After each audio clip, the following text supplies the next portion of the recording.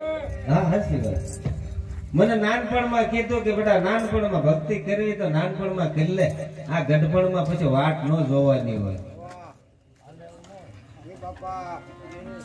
પછી શું કરવું ત્યારે કીધું પછી આવો અનુભવમાં તો થોડુંક કહેવું જોઈએ ને કે કોઈ કે કરેલું હોય એટલે આપણને જે કે કોઈ કહેતા હોય તો સારું કહેતા હોય ને કે ભાઈ ગઢપણમાં પછી ગોવિંદ ભજસ્યું તો ભજાતા શરીર સારું હોય તો થાય, નકર બાપા હોય થાય છે કાંઈ ભગવાન નથી થતું. એટલે આ કીધું કે કોક આવા અનુભવી વિરલાએ જાણ્યું, કોક સંત વિરલે